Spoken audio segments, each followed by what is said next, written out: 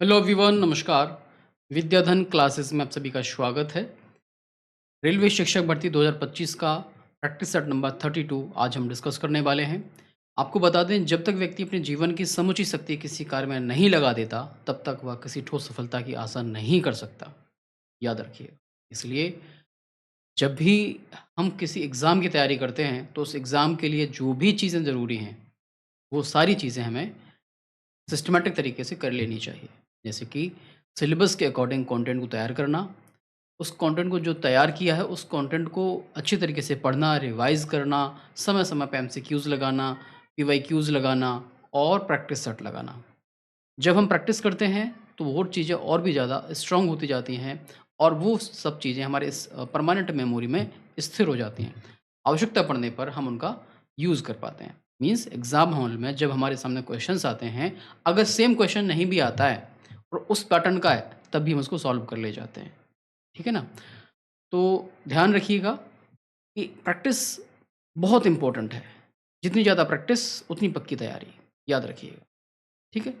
तो चलिए शुरू करते हैं बिना समय गँवाए हुए, ईश्वर का नाम लेके प्रैक्टिस सेट नंबर 32 को। पहला क्वेश्चन आपके सामने है, निम्नलिखित में से कौन-सा अच्छी शिक्षा शास्त्र की विशेषता नहीं है? शिक्षा शास्त्र मतलब यहाँ पर जो वर्ड यूज़ किया गया है, पेडागॉजी से लिया गया इसका मतलब। एक अच्छी इस तरीके से कह सकते हो कि शिक्षण विधियाँ, शिक्षण कला, पेडागॉजी मीन्स इस तरीके से आप कह सकते हो, है ना? कि अगर हम जो आपको पढ़ा रहे हैं, हम जो आपको समझा रहे हैं, हम जो पैटर्न आपको फ़ॉलो कर रहे हैं बताने के लिए, वो सब किस में आता है? पेडागॉजी में आता है। हम किस तरीके से, किन शब्दों का प्रयोग कर रहे हैं, किस अवस्था में प्रयोग कर रहे हैं, कैसे प्रयोग कर रहे हैं, वे सब चीज़ें पेडागॉजी के अंतर्गत आती हैं। तो ये आपसे पूछा गया है कि जो नीचे आपके पास 4 ऑप्शन दिए गए हैं, वो अच्छी विशेषता में कौन-सी चीज़ शामिल नहीं है? शिक्षक केंद्रित दृष्टिकोण, जिसे लर्नर सेंट्रिक अप्रोच कहते हैं, रोट मेमोराइज़ेशन, एक्सपीरियंशियल लर्निंग और critical thinking and development. Means शिक्षक केंद्रित दृष्टिकोण, रटने की याददाश्त, अनुभवात्मक अधिगम या महत्वपूर्ण सोच का विकास। इसमें अगर आप टीचर सेंट्रिक, लर्नर सेंट्रिक और टीचर सेंट्रिक की अगर यहाँ पर डिस्कशन कर लेते हैं और learner centric approach, learner centric approach और टीचर सेंट्रिक अप्रोच, और एक और है ग्रुप सेंट्रिक अप्रोच। 3 प्रकार के ये अप्रोच जो है आपके सिलेबस में दिए गए हैं और मैंने इन तीनों के बारे में एक नया पीडीएफ अपलोड कर दिया है अपने पेड बैच में, जो बच्चों ने जॉइन किया हुआ है। उनकी क्वेरीज़ आ रही थी, सर इसके बारे में भी बता दीजिए। तो मैंने सिस्टमैटिक तरीके से जो कंटेंट है वो मैंने वहाँ अपलोड कर दिया। यहाँ पर मैं आपको बता दूँ, टीसीए का मतलब होता है टीचर सेंट्रिक अप्रोच, जिसमें शिक्षक ही क्लास का सबसे महत्वपूर्ण व्यक्ति माना जाता है। वो जो कहेगा क्लास के सारे बच्चे वैसा ही करेंगे, वो कहेगा मैं पढ़ा रहा हूँ सारे बच्चे सुनेंगे तो सुनेंगे। एक तरीके से वो क्लास का नेता होता है और जो बच्चे होते हैं वो एक निष्क्रिय श्रोता बने बैठे सुनते रहते हैं। एक अच्छे लिसनर की भी वहाँ पर भूमिका निकल के आती है कि अगर इसकी टीसीए की जो सबसे अच्छी विशेषताओं में कुछ देखे जाते हैं कि टीसीए में बच्चे एक अच्छे लिसनर बनना सीखते हैं, कि सबसे बड़ी बात है कि सामने वाले की बातों को सुनना, ध्यान से सुनना। ये इसकी एक विशेषता में आ जाता है। और अगर डीमेरिट की बात करते हैं, तो डीमेरिट में सबसे बड़ी बात है कि बच्चे निष्क्रिय होकर बैठे रहते हैं। वो अपना खुद का कुछ नहीं पूछ सकते, ना कुछ कर सकते हैं। लेकिन लर्नर सेंट्रिक अप्रोच में क्या होता है कि बच्चा आगे अपनी क्वेश्चन को रख सकता है। जो टीचर पढ़ा रहा है वहाँ से क्वेश्चन क्वेरीज़ जो निकल के आती हैं उनके बारे में अपनी उनको सॉल्व करवा सकता है। साथ ही साथ परिणाम तक, रिज़ल्ट तक पहुँचने के लिए टीचर और स्टूडेंट दोनों मिलके काम करते हैं। और ग्रुप सेंट्रिक अप्रोच, जिसमें बहुत बड़ा ग्रुप होता है, उन सबको एक अपना टास्क दिया जाता है, वो करने के लिए आगे वो बढ़ते हैं। ये टीचर्स यहाँ पर लर्नर सेंट्रिक अप्रोच के बारे में थोड़ा-थोड़ा मैंने आपको बता दिया। एक्सपीरियंशियल लर्निंग, इसमें पेडागोजी की एक अच्छी विशेषता मानी जाती है और क्रिटिकल थिंकिंग तो उसमें आती ही है, लेकिन रोट मेमोराइज़ेशन आपकी पेडागोजी, गुड पेडागोजी का लक्षण नहीं है। तो इसका मतलब हो जाएगा ऑप्शन नंबर बी इसका राइट आंसर होगा, रटने की याददाश्त या रोट मेमोराइज़ेशन। नेक्स्ट क्वेश्चन आपके सामने है, प्राचीन भारत में शिक्षा की गुरुकुल प्रणाली पर विचार किस पर आधारित है? जो गुरुकुल शिक्षा प्रणाली है, उस समय जो गुरुकुल सिस्टम लागू हुआ था, किस पर आधारित है?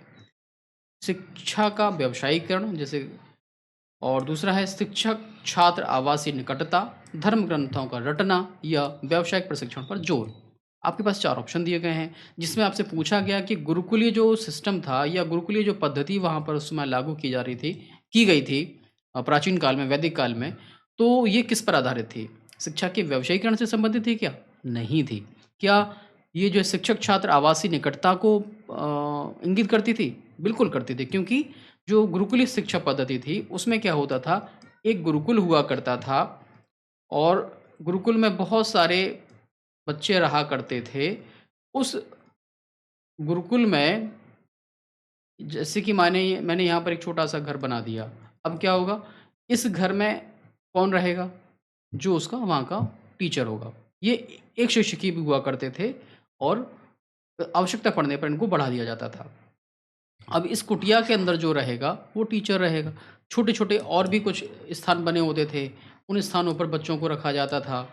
अब यहाँ पर जो शिक्षा की व्यवस्था हुआ करती थी, वो कैसी होती थी?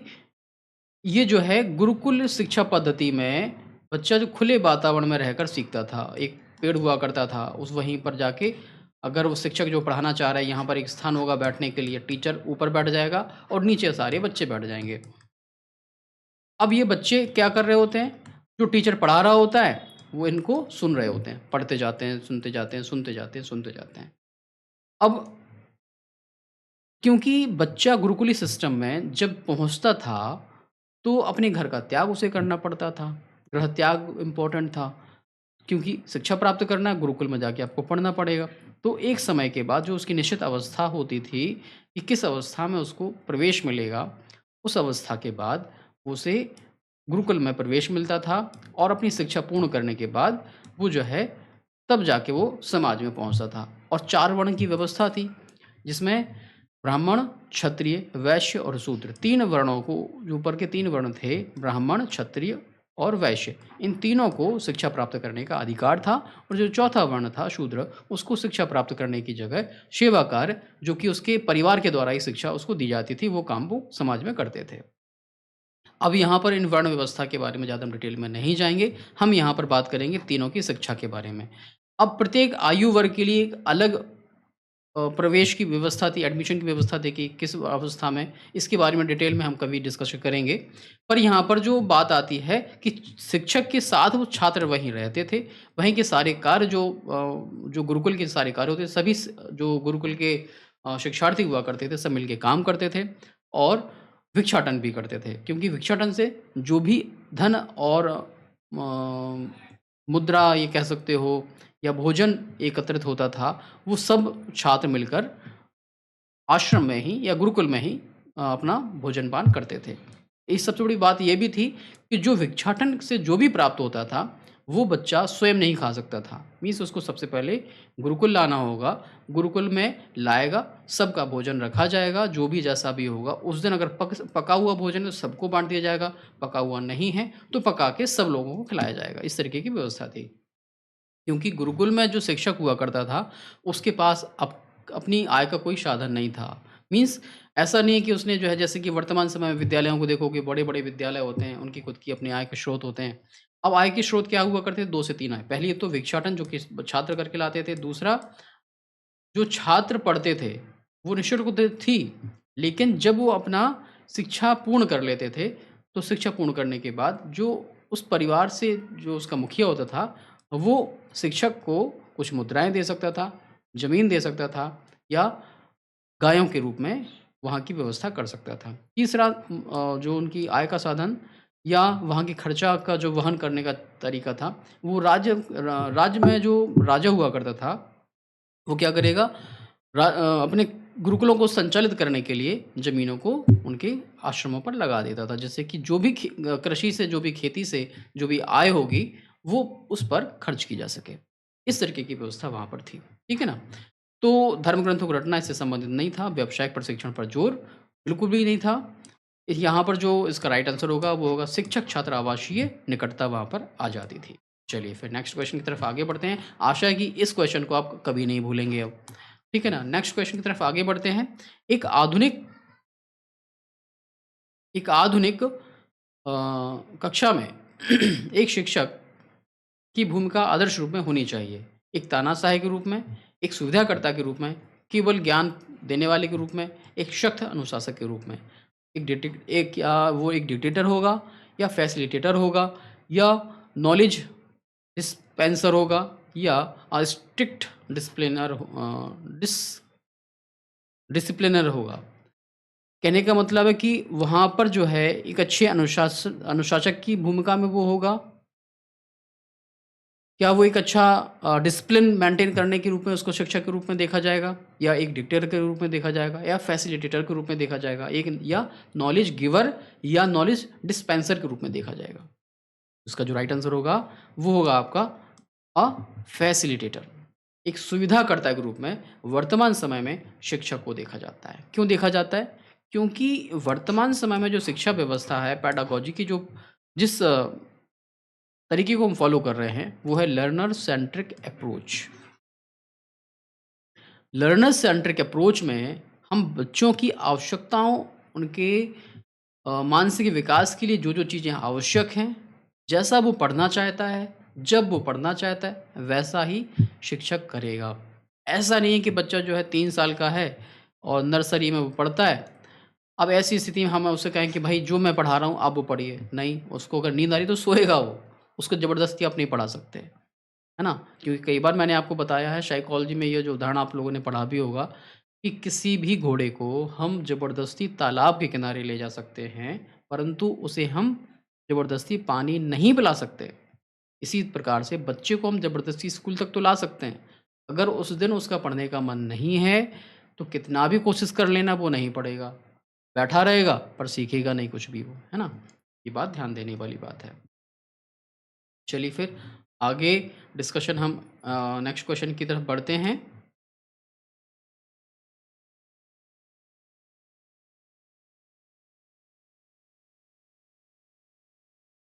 नेक्स्ट क्वेश्चन आपके सामने है।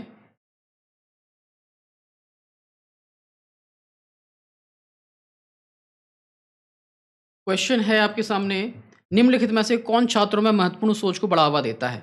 ऐसा कौन सा टर्मिनोलॉजी है जो बच्चों के सोचने को और भी ज़्यादा बढ़ाता है? तैयार उत्तर प्रदान करना, प्रश्न और चर्चा को प्रोत्साहित करना, तथ्यों को याद करने पर जोर देना, या विभिन्न दृष्टिकोणों के संपर्क को सीमित करना। ये 4 आपके पास ऑप्शन दिए गए हैं और पूछा जा रहा है आपसे कि इसका उसकी जो सोचने का तरीका है या क्रिटिकल थिंकिंग है, विश्लेषणात्मक जो चिंतन है करने की क्षमता उसके अंदर, वो कैसे बढ़ावा मिलता है? तैयार उत्तर प्रदान करने से? नहीं मिलेगा उसको। प्रश्न और चर्चा को प्रोत्साहित करने से, या तथ्यों को याद कर लेने से, या विभिन्न दृष्टिकोणों के संपर्क को सीमित करने से। अगर हम सीमित कर देंगे तो निश्चित तौर पे वो आगे कुछ सोचेगा ही नहीं। तथ्यों को हमने रटवा दिया, मेमोराइज़ करवा दिया तो नहीं सोचेगा वो। अगर हमने तैयार उत्तर पहले से दे दिए तो फिर सोचने की बात ही खत्म हो जाती है। अगर हम बच्चों को हम आपने देखा होगा क्लासों में प्रोजेक्ट वर्क दिए जाते हैं कि आपको ये करके लाना है, आपको ये करके लाना है। तो उससे होता क्या है कि बच्चे के अंदर अपने उस टास्क को पूरा करने की पूरी पुरज़ोर कोशिश करता है कि हमें सबसे अच्छा और अपना बेहतर देना है। लेकिन अक्सर होता क्या है कि उन प्रोजेक्ट्स को बच्चे कम, उसके परिवार के सदस्य ज़्यादा करते हैं। तो बच्चे के अंदर जो क्रिटिकल थिंकिंग डेवलपमेंट करने के लिए जो टास्क दिया गया था, वो नहीं हो पाता। उसकी जगह माता-पिता का हो जाता है और बच्चों को फ़ीस दे रहे हैं बच्चों की, पढ़ रहे हैं माता-पिता। ये बात भी ध्यान देने वाली बात है कि ऐसी स्थिति में हमें क्रिटिकल थिंकिंग को बढ़ावा देने के लिए हम प्रश्न और चर्चा को प्रोत्साहित कर सकते हैं। मीन्स ऐसे सेशंस चलाए जाने चाहिए कक्षाओं के दौरान भी कि जिससे कि हम एक प्रॉब्लम दे दें, उस प्रॉब्लम के सॉल्यूशन के लिए सभी बच्चे उसमें प्रोत्साहित होकर भाग लेंगे। चर्चा करेंगे उस पर, जो है हम जो है क्वेश्चन करेंगे उस पे, डिस्कशन करेंगे, सारी चीज़ें होंगी उस पे, ठीक है ना? नेक्स्ट क्वेश्चन की तरफ आगे बढ़ते हैं। सतत और व्यापक मूल्यांकन, जिसे हम सीसीई कहते हैं, कंटिन्यूअस कंप्रहेंसिव एवेल्युएशन।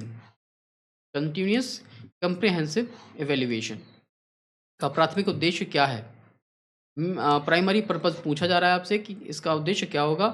प्रदर्शन के आधार पर छात्रों को ग्रेड देना, परीक्षा के तनाव को कम करना, बच्चे के विकास का समग्र मूल्यांकन प्रदान करना या छात्रों की एक दूसरे से तुलना करना। ये आपसे पूछा जा रहा है कि सतत व्यापक मूल्यांकन जो होगा उसका प्राइमरी उद्देश्य क्या होगा, है ना? प्राइमरी या प्राथमिक उद्देश्य क्या है? तो सतत व्यापक मूल्यांकन अगर आपने अच्छे से पढ़ा है तो आप इसका आंसर कर पाएंगे। नहीं पढ़ा है तो पढ़िए। यूट्यूब पर भी हमारे वीडियोस पड़े हैं और इसके लिए ऐप पर तो मेरा पूरा कंटेंट अवेलेबल है। पीडीएफ्स भी हैं, प्रैक्टिस सेट भी हैं और इसके साथ-साथ पूरा वीडियो भी बना हुआ है।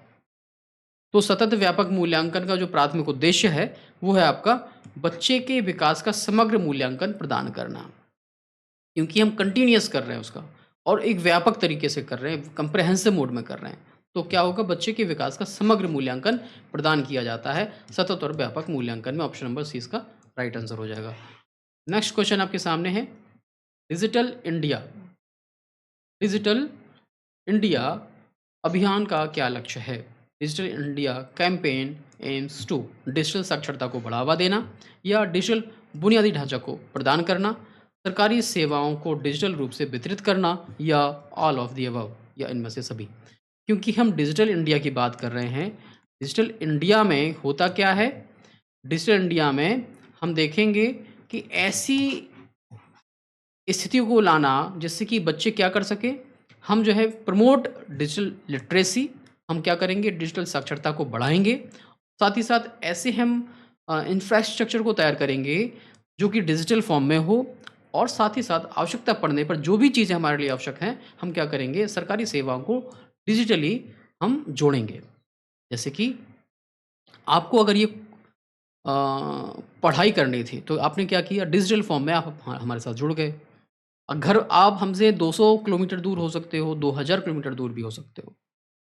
ऐसी स्थिति में आप घर के एक बेड पर बैठे हुए होकर भी आप मुझे सुन सकते हो और चाहो तो हमसे फेस टू फेस भी आके बात कर सकते हो, कॉल कर सकते हो, वीडियो कॉल कर सकते हो। तो ये सारी चीज़ें डिजिटल इंडिया के प्रभाव के फलस्वरूप ही हो पाई हैं, क्योंकि हमने क्या किया, डिजिटली अ, बच्चों तक पहुंच बना ली है। जैसे कि आपने देखा होगा, मूक्स का नाम सुना होगा आप लोगों ने, इसके बारे में क्वेश्चंस, मूक्स के बारे में सुना होगा, इसके बारे में क्वेश्चंस भी हमने कई बार ऐड करे हैं और इसके बारे में डिटेल वीडियो भी मैंने बनाया है। और इसको अगर वीडियो देखना चाहते हैं मूक्स के बारे में, मूक्स हो गया, स्वयं हो गया,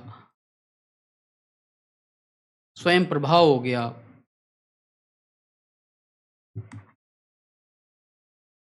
ये इनके बारे में वीडियोस बने हुए हैं। इसके लिए वन डे एग्ज़ाम के नाम से लिस्ट बनी हुई है, 28 से 30 वीडियोस हो सकते हैं उसमें। उन सब में इस तरीके के क्वेश्चंस यहाँ से जो आते हैं, उन सब की वीडियोस को बना दिया गया है, तो वहाँ से आप उसको देख लीजिए एक बार, ठीक है ना? अब मैं यहाँ पर बात कर रहा था मूक्स जैसा, ये जो कार्यक्रम होते हैं, स्वयं है, स्वयं प्रभा है, यहाँ पर क्या है कि free of cost certificate course हो गए, डिप्लोमा कोर्स हो गए, डिग्री कोर्स हो गए, फ्री ऑफ कॉस्ट जो है सरकार उपलब्ध करा रही है आपको। हम डिजिटल पेमेंट की तरफ आगे बढ़ रहे हैं। हम घर, अब पहले बैंक में लाइनें लगती थी, अब क्या हो गया, एटीएम में जाके अपना कैश निकाल सकते हो। जो भी ट्रांसफ़र करना है यूपीआई के थ्रू कर सकते हो, आप QR कोड के थ्रू कर सकते हो। ये सब डिजिटल इंडिया के अभियान के फलस्वरूप ही ये चीज़ें संभव हो पाई हैं, है ना? अब जैसे कि अगर आप हमारे किसी भी कोर्स को ज्वाइन करना चाहते हो, डिजिटली आप हमसे जुड़ सकते हो। पेमेंट करना है, घर बैठे आप पेमेंट कर दोगे, उसकी फ़ीस जो रहती है गुरुदक्षिणा फॉर्म में, आप उसको तुरंत हमारे साथ कोर्स को ज्वाइन कर सकते हो। तो यहाँ पर मैं एक बात भी कर लेता हूँ, चलो अपने कोर्स की, आ गया तो। यहाँ पर मैं आपको बता दूँ कि वर्तमान समय में रेलवे टीजीटी पीजीटी के लिए हमारे यहाँ पर संकल्प बैच चल रहा है। ये संकल्प बैच जो है प्रोफेशनल एबिलिटी का 50 अंकों की पूरी पक्की तैयारी हम करवा रहे हैं, जो सिलेबस के अकॉर्डिंग है, जो सिलेबस में दिया गया है। अगर आप इसको ज्वाइन करना चाहते हैं, डिस्क्रिप्शन में हमारे ऐप का, विद्याधन ऐप का, जो आप नीचे लोगो देख रहे हो, विद्याधन, याद रखिएगा विद्याधन में थोड़ा सा परिवर्तन किया गया है। पहले हमारे इस ऐप का नाम था विद्याधन क्लासेस, है ना, और आगे जुड़ा हुआ था ऑनलाइन, लेकिन अब हो गया है विद्याधन क्लासेस। थोड़ा सा परिवर्तन किया गया है और विद्याधन में आप देखोगे 2 ए हैं, याद रखिएगा। विद्याधन अगर एक ए डालोगे तो डाउनलोड नहीं होगा। विद्याधन में 2 ए हैं, विद्याधन क्लासेस के नाम से आप हमारे एप्लीकेशन को डाउनलोड कर लेंगे, वहाँ से संकल्प बैच को आप ज्वाइन कर सकते हैं। दूसरा है, अगर आपकी तैयारी बहुत अच्छी चल रही है और आप प्रैक्टिस सेट लगाना चाहते हैं, मॉक टेस्ट देना चाहते हैं, सिर्फ वैसा ही इन्वायरमेंट है जैसा एग्जाम में होने वाला मिलने वाला है आपको, वैसा ही पैटर्न सब कुछ मिलने वाला है। इसमें 20+ प्रैक्टिस सेट आपको दिए जाएंगे और उसकी तैयारी करने के लिए आप हमारे एप्लीकेशन को डाउनलोड कर लीजिएगा। किसी भी क्वेरी के लिए अगर आपको कोई दिक्कत हो रही है एप्लीकेशन को डाउनलोड करने में, कोर्स को समझने में, तो जो नीचे नंबर फ्लैश हो रहा है उस नंबर पे आप मुझे कॉल कर सकते हैं, व्हाट्सअप कर सकते हैं, टेलीग्राम कर सकते हैं। चलिए फिर आगे बढ़ते हैं। नेक्स्ट क्वेश्चन आपके सामने है, भारत में स्वयं का मंच संबंधित है। स्वयं जो हमने अभी ऊपर चर्चा की थी, ऑनलाइन एजुकेशन के लिए, स्किल डेवलपमेंट के लिए, एग्रीकल्चर रिफॉर्म के लिए, हेल्थ केयर के लिए। तो ये जो ऑप्शन नंबर 7 आपके सामने दिया गया है, इसका जो राइट आंसर होगा वो ऑनलाइन एजुकेशन के लिए स्वयं मंच को या स्वयं पोर्टल को लॉन्च किया गया था। इस पर सैकड़ों की संख्या में आप देखेंगे कोर्सेज अवेलेबल हैं, टेक्निकल भी हैं, नॉर्मल कोर्सेज भी हैं, स्कूल कोर्सेज भी हैं, आप जो चाहें उसे कर सकते हैं। नेक्स्ट क्वेश्चन आपके सामने है, राष्ट्रीय माध्यमिक शिक्षा अभियान RMSA का उद्देश्य क्या है? माध्यमिक शिक्षा तक पहुंच और गुणवत्ता में सुधार करना, प्राथमिक शिक्षा में सुधार करना, वयस्क साक्षरता को बढ़ावा देना, व्यावसायिक प्रशिक्षण प्रदान करना। ये आपके पास 4 ऑप्शन दिए गए हैं और आपसे पूछा जा रहा है कि RMSA का क्या उद्देश्य है। तो इसका राइट आंसर होगा ऑप्शन नंबर ए, जिसमें कहा गया है कि माध्यमिक शिक्षा तक पहुंच और गुणवत्ता में सुधार करना। तो हमें क्या करना होगा कि बच्चों को ऐसी, जो बच्चे एक तरीके से स्कूली शिक्षा प्राप्त कर चुके हैं उनको माध्यमिक शिक्षा तक पहुंचाना, और ऐसी शिक्षा जो क्वालिटी एजुकेशन हो, गुणवत्तापूर्ण हो। क्वांटिटी में नहीं बढ़ाना है कि बच्चे 8 तक आए, इसके बाद हमको जो है 12th करा दिया कैसे भी करके, 9 10th करा दिया कैसे भी करके, नहीं, कैसे भी करके निकल गया वो। उनके अंदर वास्तविक तौर पे जो उन्होंने पढ़ा है उसके अंदर वो नॉलेज हो, क्वालिटी एजुकेशन हो उनके अंदर, ठीक है ना। चलिए आगे बढ़ते हैं। आपके सामने क्वेश्चन है, निम्नलिखित में से किसे सबसे पुराना वेद माना जाता है? शाम वेद को, यजुर्वेदा को, अथर्ववेदा को, ऋग्वेदा को। ये 4 वेद आपके दिए गए हैं सामने। इसका सिंपल से क्वेश्चन थे इसलिए इसका मैंने हिंदी नहीं लिखा, और मीनिंग भी समझ सबको आ रहा होगा, है ना। ऋग्वेद, सामवेद, यजुर्वेद और अथर्ववेद, इन 4 वेद में से सबसे पुराना वेद पूछा जा रहा है आपसे। ओल्डेस्ट वेदा कौन सा है आप बता दीजिए जल्दी से। इसका जो राइट आंसर होगा वो है आपका ऋग्वेद। ऋग्वेदा जो है वो सबसे पुराना है, सबसे पहले इसी को लाया गया था, ठीक है ना। चलिए फिर आगे बढ़ते हैं। प्रसिद्ध खजुराहो मंदिर किस राज्य में स्थित है? राजस्थान, उत्तर प्रदेश, मध्य प्रदेश या उड़ीसा। खजुराहो मंदिर जो है वो जो है एक विशेष, आप देखोगे वहाँ पर बहुत सारी मूर्तियाँ बनी हैं, और खजुराहो में अपने आप में एक कह सकते हो कि फेमस टेम्पल है, और पुरातत्वविदों का कहना, पुरातत्व का एक सबसे बड़ा अनूठा उदाहरण माना जाता है ना। आप इसको सर्च भी करेंगे गूगल में तो ये इसके बारे में डिटेल में आपको जानकारी मिल जाएगी। इसका जो राइट आंसर है वो है आपका मध्य प्रदेश, MP में ये पड़ता है, खजुराहो में, खजुराहो मंदिर। चलिए फिर नेक्स्ट क्वेश्चन की तरफ आगे बढ़ते हैं। कथकली किस भारतीय राज्य का एक शास्त्रीय नृत्य है? कथकली की बात हो रही है। कथकली किस राज्य का ये शास्त्रीय नृत्य, ये आपसे पूछा जा रहा है। तमिलनाडु का है, केरल का है, आंध्र प्रदेश का है या कर्नाटका का है। इस तरीके के जो नृत्य हैं विशेष राज्यों के, उनके बारे में आप एक डिटेल में आप पढ़ लीजिएगा इसको, किस राज्य से संबंधित है कोई शास्त्रीय नृत्य, क्योंकि यहाँ से भी क्वेश्चन बन सकता है। अगर प्रोफेशनल एबिलिटी में ये क्वेश्चन नहीं बना तो जो जनरल पेपर आपका है 50 नंबर का, वहाँ से भी बन सकता, तो सेम चीज़ वही हो जाती है। आपको देना तो आपको है, आप ही को है वो दोनों ही पेपर, है ना। तो जो राज्य से संबंधित हैं राज्य शास्त्रीय नृत्य, उन दोनों को याद अच्छे से कर लीजिएगा। इसका जो राइट आंसर होगा वो है आपका केरल। केरल के द्वारा, केरल जो है कथकली से संबंधित है।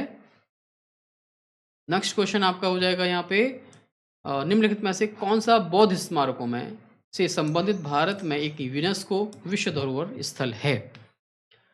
बौद्ध स्मारकों की बात यहाँ पर हो रही है, जिसे यूनेस्को ने क्या किया, विश्व धरोहर के रूप में शामिल किया।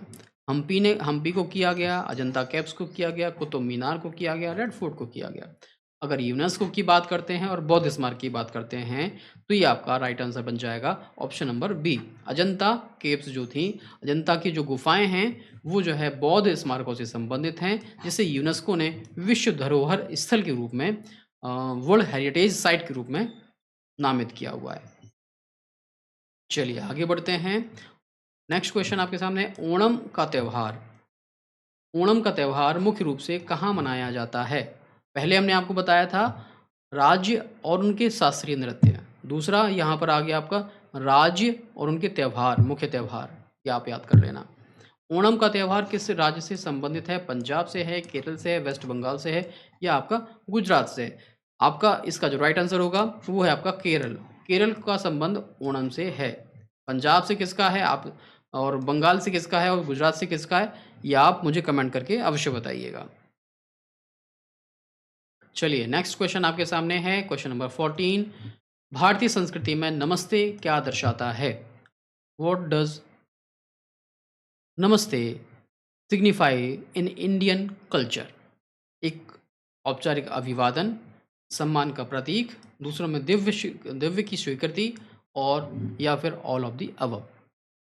तो नमस्कार एक श्रेष्ठ संस्कार है। भारत में आपने देखा होगा सभी लोग अच्छे से नमस्ते करते हैं, और नमस्कार करने से ही हम एक तरीके से एक दूसरे को अभिवादन भी करते हैं।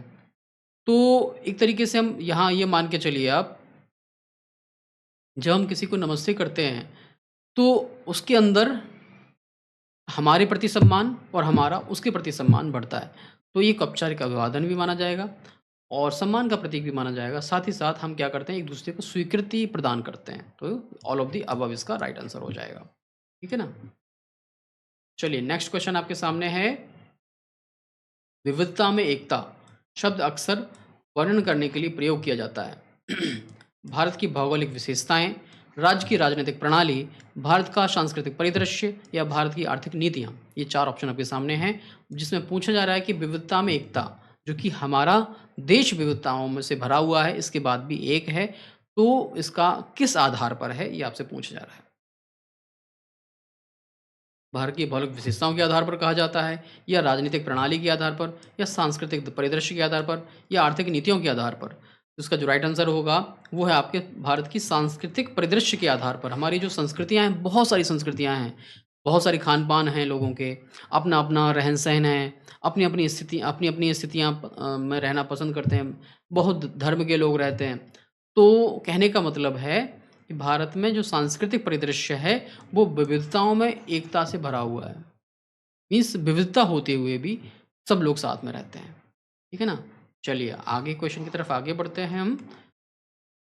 उत्तर भारत में कौन सा शास्त्रीय संगीत मुख्य रूप से जुड़ा हुआ है? उत्तर भारत से कौन सा शास्त्रीय संगीत जुड़ा हुआ है?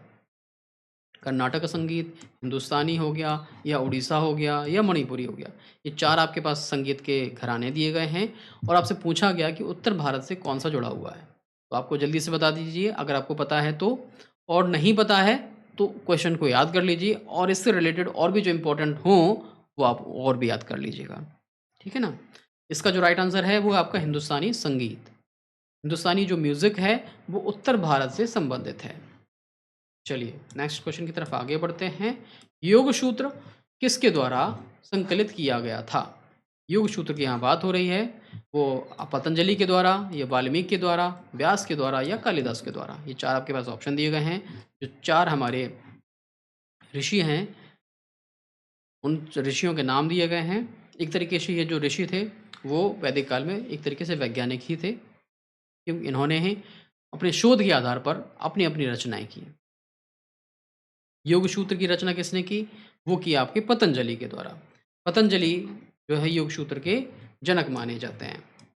नेक्स्ट क्वेश्चन आपके सामने है, वो है आपका भारतीय संस्कृति में कमल का क्या महत्व है? कमल मीन्स कमल का फूल की बात हो रही है, लोटस जो होता है उसकी बात हो रही है। धन के प्रतीक के रूप में, पवित्र और सौंदर्य का प्रतीक के रूप में, युद्ध के प्रतीक के रूप में, या शक्ति के प्रतीक के रूप में। आप ये बात ध्यान रखिएगा, जितने भी क्वेश्चंस मैं आपको दे रहा हूँ इनके आप लोग आंसर नहीं करते हैं। आंसर करिए, आंसर करने से क्वेश्चंस याद रहेंगे। और याद रखिए, अगर आप इस पीडीएफ को डाउनलोड करना चाहते हैं तो आप हमारे टेलीग्राम से इसको डाउनलोड कर सकते हैं, आप हमारे ऐप से भी इसको डाउनलोड कर सकते हैं। फ्री सेक्शन में जाके आप इनको देख सकते हैं। और आप हमारे साथ मिलके तैयारी करना चाहते हैं तो विद्याधन क्लासेस ऐप को डाउनलोड कर लीजिएगा, जिसका लिंक आपको नीचे डिस्क्रिप्शन में मिल जाएगा। चलिए फिर इसका आंसर आपको बता दें। इसका आंसर जो होगा वो है आपका पवित्रता और सौंदर्य का प्रतीक, symbol of purity and beauty, ये माना जाता है कमल को, है ना। नेक्स्ट क्वेश्चन है आपके सामने, दिवाली का त्यौहार किसका प्रतीक है? दिवाली का त्यौहार किसका प्रतीक है? The victory of good over evil, the harvest season, arrival of spring, beginning of the new year. इसका जो राइट आंसर होगा वो होगा क्या? बुराई पर अच्छाई की जीत का प्रतीक माना जाता है दिवाली का त्यौहार। ठीक है, इसमें आपने देखा होगा दशहरे के लगभग 15 दिन बाद दिवाली होती है। तो दशहरे में क्या हुआ था? भगवान श्री राम ने रावण का वध किया था, और रावण के वध करने के बाद वो अपने 14 वर्ष का जो वनवास उनको दिया गया था, उस वनवास को पूरा करने के बाद वो जो है अपने गृह क्षेत्र अयोध्या में लौटे थे। उसी दिन हम जो है दिवाली का त्यौहार मनाते हैं दीपोत्सव के साथ। मीन्स हम जो दीपक जलाते हैं, दिए जलाते हैं, और प्रकाश का उत्सव ये माना जाता है। ठीक है ना। चलिए इस सेट का लास्ट क्वेश्चन आपके सामने है। निम्नलिखित में से कौन सा भारत का शास्त्रीय नृत्य रूप नहीं है? भारत का शास्त्रीय नृत्य का रूप नहीं, ये आपसे पूछा जा रहा है। यहाँ पर थोड़ा सा सेंटेंस में कुछ गड़बड़ हुआ है। शास्त्रीय नृत्य का रूप नहीं है।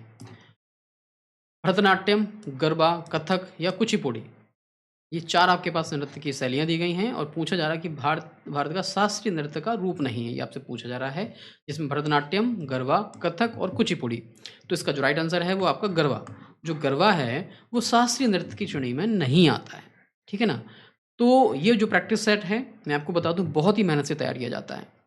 पहले क्वेश्चंस को समझा जाता है, फिर क्वेश्चंस को हिंदी में अगर कंटेंट है तो उसको इंग्लिश में किया जाएगा, इंग्लिश में तो हिंदी में किया जाएगा, फिर टाइप किया जाएगा, फिर उसको एक फॉर्मेट में लाया जाएगा, फिर उसको डिज़ाइन किया जाएगा, इसके बाद फिर जो है रिकॉर्ड किया जाएगा, फिर उसको पब्लिश किया जाएगा एक इंटरनेट स्रोत के माध्यम से, है ना। तो ध्यान रखिएगा, इतनी जो मेहनत मैं आप लोगों के लिए कर रहा हूँ, अच्छे से उसको पढ़िएगा, समझिएगा। और ये वीडियो कैसा लगा है, वीडियो के कमेंट बॉक्स में कमेंट करके अवश्य बताइएगा। और वीडियो अगर अच्छा लगा है तो वीडियो को लाइक करें, चैनल को सब्सक्राइब करें, बेल आइकन को प्रेस करना ना भूलिए, जिससे कि अगले वीडियो की नोटिफिकेशन आपको मिल जाए। और ध्यान रखिएगा, अगर आप हमारे साथ मिलकर तैयारी करना चाहते हैं तो विद्याधन क्लासेस ऐप को अवश्य डाउनलोड कर लें, जहाँ पर बहुत सारा फ्री कंटेंट भी अवेलेबल है, और पेड कंटेंट तो है ही। उसमें जो भी हमारी फ़ीस रहती है वो बहुत नॉमिनल फ़ीस रहती है, जिससे कि उस एप्लीकेशन का और हमारे खर्चे निकल सकें। ठीक है ना। तो चलिए फिर मिलते हैं अगले वीडियो में, तब तक के लिए नमस्कार, जय हिंद।